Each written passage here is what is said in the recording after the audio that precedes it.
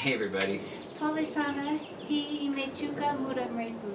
We're very sorry it's taken us so long to get this out. Tumekuwa na mambo mengi ya kufanya. We've had so many things going on. Lakini tuna furaha kwa kuambia chenye Mungu amefanya. But we're really happy to tell you what God has been doing. We probably just butchered a language. I know it's been a while, and so much has happened. We had Jamin Jenkins come out a few months ago, and he was such an encouragement and a blessing. And it's amazing when you've left home and all the comforts of home, having somebody come out is like way more important than we ever thought it would be. I mean, I don't even like Jamin. Oh, and no, I'm kidding. I love that guy. And he was just such a blessing. He encouraged us in some different areas of cooking. Yeah. Because we were so sick that it's like, well, let's not veer from what doesn't make us sick. And so he kind of helped encourage us to branch out a little bit and learn, some of those things. But then he helped us. We're trying to get a ministry started to reach out into the slums where you get light into their world. It's kind of complicated to explain, but very simple. And then of course we would share the light of the world. Jesus just through that practical, giving them light into their dark homes. Mm-hmm. And so he helped us kind of get started on that and figure it out, and it's just taken us a lot longer than we thought to get that going. So Jamin was just such a blessing, and then Anna and Beverly came out. Anna got to stay for a month, which was so amazing to get to see her. We miss our kids like crazy, and our family, and that's been really hard. But it was so good to get to see her. And then Beverly came out as a intern disciple. She's kind of helping us figure out what we're doing. She's our guinea pig, and so she's staying for about 9 months total. So she's been. The goal is to disciple her, and then she's just been incredibly helpful and a major blessing. Yeah, and she's really growing because God's shown her things that are outside her comfort zone. I mean, just being here is outside all of our comfort zones, but.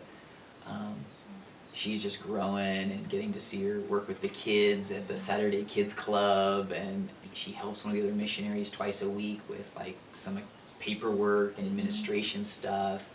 And she's helped babysit for other missionaries, which is major here, huge. Just to give other missionaries a break, and she's killing it. Yeah.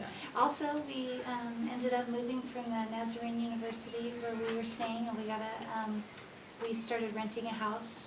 It was an amazing price. The house was a much bigger and nicer than we expected.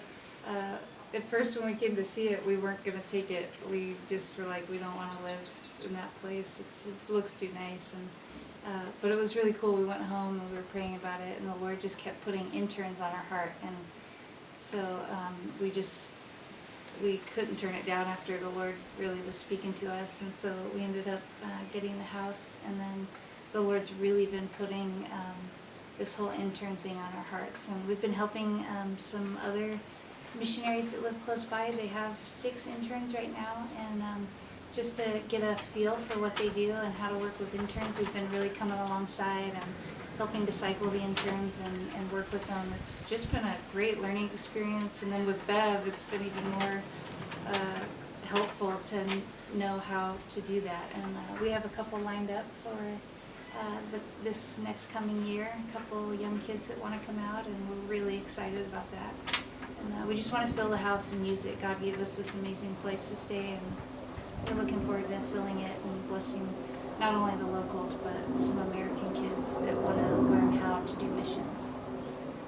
Yeah, the intern thing's exciting because, we still get to connect with those in the States, but then also really serve the people here. And God bless us with this house because the security is good. One thing is safety is a big issue here, and there's some security that walks the neighborhood, and it's been a blessing. It's been a blessing to have the house. And as far as just our ministry is concerned, I'm teaching at Manna Bible, and that's just been amazing. We just did the Manna graduation, which is very cool. Africans definitely know how to throw a graduation celebration. But I've gotten to teach quite a few books. I did an overview of the New Testament, Philippians, 1st and 2nd Thessalonians, Romans, and we've been teaching a study at one of the local churches for the last 9 months. And that has actually just come to an end, but in its place, I'm taking over a Wednesday or a Tuesday night study for a missionary who's on sabbatical for a few months. And so that just started. And then I'm teaching at the Calvary Chapel Bible College Extension campus now. Taught the book of James this last semester, and 30 hours to go through the book of James was actually really cool. He was in heaven. Yeah, it's really nice. And so I'll be teaching Daniel this coming semester there. And then Saturdays. Oh yeah. Saturdays there's the feeding program at Calvary Chapel Rongai, and we get to serve with Pastor Gitu and the interns we were telling you about, and some other missionary friends. It's been an incredible thing to be a part of. Watching Beverly jump in and work with kids, and then at the end they feed them all, and it's just an amazing program. I think that's one thing here that is lacking is children's ministry and youth ministry. It's completely, it's a hard thing, and they just aren't growing. So to be part of a church that actually is raising up these young people to love the Lord in the correct way is amazing. It's been a neat program, and of course the kids are fun with our Swahili. As we're learning, they're very forgiving, but also they like to laugh at you and you say it wrong. And, we say things wrong a lot, but if you don't try. The other day, we walked up to a little duka, a little shop, and Justin very confidently said, "Uko ugali." We were looking for some maize meal. It's like a flour and. Yeah, but he told the man, "You are ugali." You are flour. Instead of, "Do you have any flour?" So he looked at me like, "What?" And then I look at Lisa, and she's like, kind of like, that's not right. And I'm like, I don't know what I said. And then I realized it, and it was like, but he laughed afterwards. It's just those funny cultural things. I should have said, language. Una ugali. Yeah. But at any rate, it's been good. So the kids are good with that because you can say things, and it's been a lot of fun. And so we're teaching Thursdays.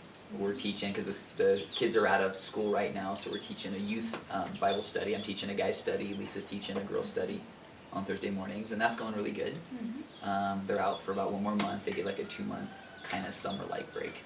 Mm-hmm. And so we're teaching that, and that's been really cool to get to have those small groups with the guys, and of course Lisa with the girls.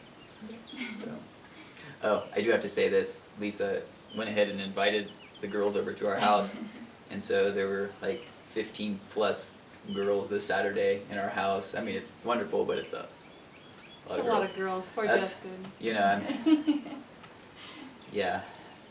It was good. It was good, and they made friendship bracelets and laughed and had a good time and made me awkward, so it was good. Of course, I think I'm always awkward, but any rate, you know, we're going to try to do better with these, and I know a lot's going on in our weekly studies, and we're teaching, when I'm teaching at both the Bible colleges at the same time, it's just insane. And then Lisa helps me with all the paperwork, and she's made some incredible packets for the students at Manna, because they don't really have a lot study materials they can take home, and so she's been making like really awesome packets for them of different history. And a lot of the students that come to Manna are pastors already, or are going to be pastors, but without resources, and most of them don't have access to the internet, and so it's been nice to be able to help them with studying.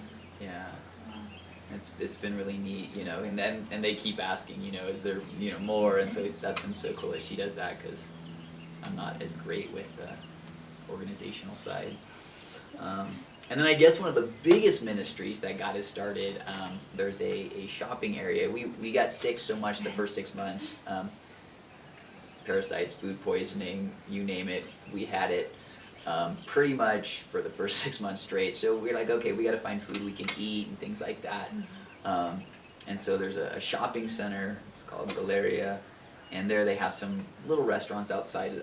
And we were having lunch one day, and talking to one of the gals, and we've been going there, you know, not a lot, but we've been going there and asking questions in Swahili and just trying to be friends. You know, of course, the goal is no matter where you go is to just make friends, share Christ, you know, and this young gal who was helping us or serving us, she goes, "Do you get to go to church?" And I'm like, "Yeah," and you know, and I told her, you know, mimi ni mchungaji, you know, I'm a pastor, and all of a sudden she's like, "Wait a minute," she's like, "'cause we can't go to church because we have to work, it's a good job," and so we started praying, and she talked to her manager, and so Sunday mornings I started teaching at the Java House, a Bible Art study, Cafe. or I'm sorry, Art Cafe, and we'll get to Java House, and so I'm teaching a Bible study there because they just have to work, and the manager like just shuts down the restaurant, and it's early, it's like right when they're just getting started, but they're all on, you know, they're working, and